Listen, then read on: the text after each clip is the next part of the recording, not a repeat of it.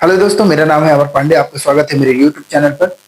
और अभी जिस तरह से भारत पाकिस्तान का युद्ध चालू हुआ है, तो इसमें एक नया मोड़ आ रहा है जब तुर्की ये कह रहा है कि हम पाकिस्तान का समर्थन किसी भी स्तर पर करेंगे। तो यहाँ पर से एक तरह देखेंगे आपकी एक तो चाइना सपोर्ट में है पाकिस्तान के, दूसरा तुर्की भी अब सपोर्ट में पाकिस्तान के आ रहा है। और ये दो बाप वाला कॉन्सेप्ट पाकिस्तान जिस तरह से चला रहा है वो अपने आप में काफी शर्मनाक है कि इसका खुद का युद्ध था, तुम्हारे में क्षमता नहीं है, तुमने युद्ध चालू कर दिया। अब जब युद्ध में तुम हारने लगे तो भीख मांगने लगे, कभी वर्ल्ड बैंक से भीख मांग रहे हो, कभी यूके से भीख मांग रहे हो, कभी आप सैन्य सहायता की भीख मांग रहे हो। तो फिर किस आधार पर आप भारत को अपना शक्ति दिखा रहे थे इस तरह से 26 लोगों को जो आपके टेररिस्ट ने मारा था। अब अगर टेररिस्ट की तरफ से आप लड़ रहे हो तो पूरी दुनिया में ये चीज अब फेमस हो गया है कि पाकिस्तान ही टेरर फंडिंग से चलता है। और ये टेररिस्ट को बिल्कुल आपने पनाह दी थी, और ये टेररिस्ट नहीं, यही आपके खुद के घर के लोग हैं। तो इस चीज को आपको मानना पड़ेगा।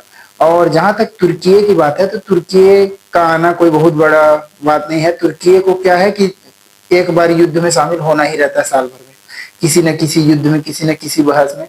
तो अमेरिका ने पहले से इस पर काफी प्रतिबंध लगा के रखा है। दूसरा, मुस्लिम देश इसको कुछ मान नहीं रहे हैं। इराक पे हमला कर देता है खुद ही ये अभी अपने आप को कह रहा है कि पाकिस्तान मुस्लिम कंट्री है, अगर इस पर भारत हमला करेगा तो हम समर्थन दे देंगे। तो उर्ग मुसलमान जो आपके हैं उस पर आप खुद अटैक करते हो, इराक पे आप खुद अटैक करते हो, ये सब तो मुसलमान ही है। तो ये मुसलमान का जो नाम लेकर आप युद्ध में शामिल होना चाहते हो, ये तो बिल्कुल ही ऐसा कहा जाए कि मतलब लोगों को मूर्ख बनाने का काम करने की कोशिश करना है।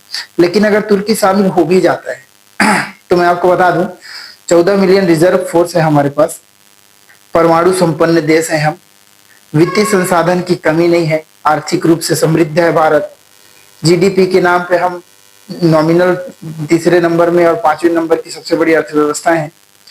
तो अगर हम ये युद्ध झेल भी लेते हैं फिर भी हमारी स्थिति पाकिस्तान और तुर्की से तो बेहतर ही होगा। दूसरा, अगर तुर्की शामिल भी हो जाता है तो तुर्की के पास अपना ड्रोन सिस्टम है, अपने विमान, पोतवाहक विमान आदि कुछ कुछ है उसके पास, ठीक है। लेकिन वो उतना नहीं है कि भारत को वो टारगेट करके हरा सके। पाकिस्तान के साथ मिलकर भी तुर्की किसी भी स्तर पर नहीं हरा सकता। दूसरा, हम क्वाड में शामिल हैं, हम ब्रिक्स में शामिल हैं, एससीओ के सदस्य हैं, हम सबसे मजबूत देश के रूप में, इमर्जिंग कंट्री के रूप में हम उभर रहे हैं। और कहा जाए कि पूरे विश्व में अभी जितने इंडियन हैं उतने कोई भी अलग देश के नहीं होंगे।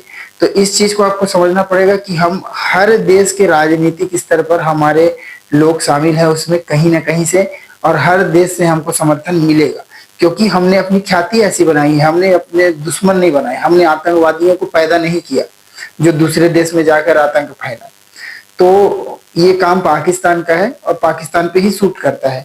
लेकिन अब उसको ये समझना पड़ेगा पाकिस्तान को कि अगर हम अपना पुराना मैप, जो कि सम्राट अशोक के समय था, मौर्यन एम्पायर, जिसमें पूरा पाकिस्तान और पूरा तुर्की का पूर्वी भाग, ठीक है, तुर्की को भी समझना चाहिए कि भाई सेल्यूकस निकेटर को हरा के चंद्रगुप्त मौर्य ने उसकी बेटी से विवाह कर लिया था, इस हिसाब से हम तुम्हारे दामाद हुए।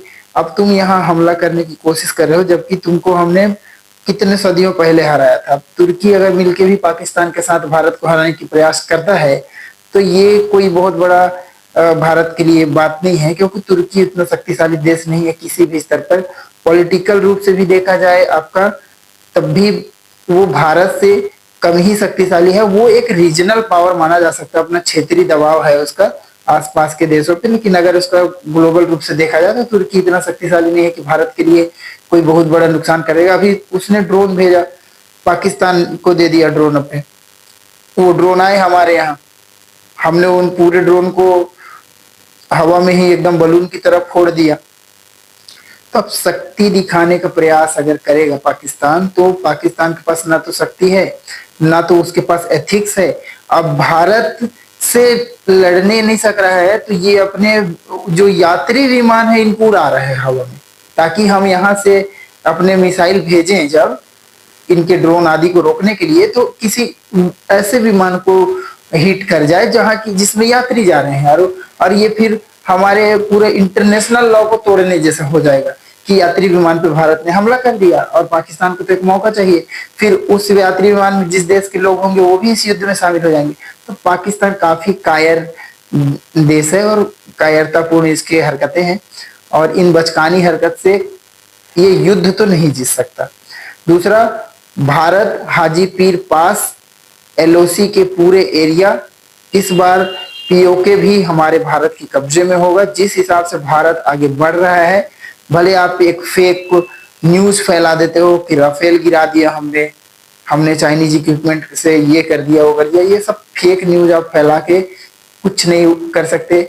यहाँ फैक्ट चेकिंग होता है, यहाँ हमारी सेना बिल्कुल जिम्मेदारी के साथ सब कुछ दिखा रही है। न्यूज को तो मैं नहीं बोल सकता कि न्यूज में तो काफी टीआरपी के लिए भी किया जाता है, पर जो हमारी सेना है वो आपकी तरह न झूठी है, न ही आपके तरह से भिखमंगा हमारा देश है। सो अगर आप तक ये वीडियो पहुंच रहा है तो पाकिस्तान के लोगों से भी कहूंगा कि अपने जो आपके नेता मंत्री होंगे उनको थोड़ा सा इस चीज के लिए समझाइश दीजिए कि वो भारत से टक्कर ना लें। बाप बाप ही होता है। धन्यवाद।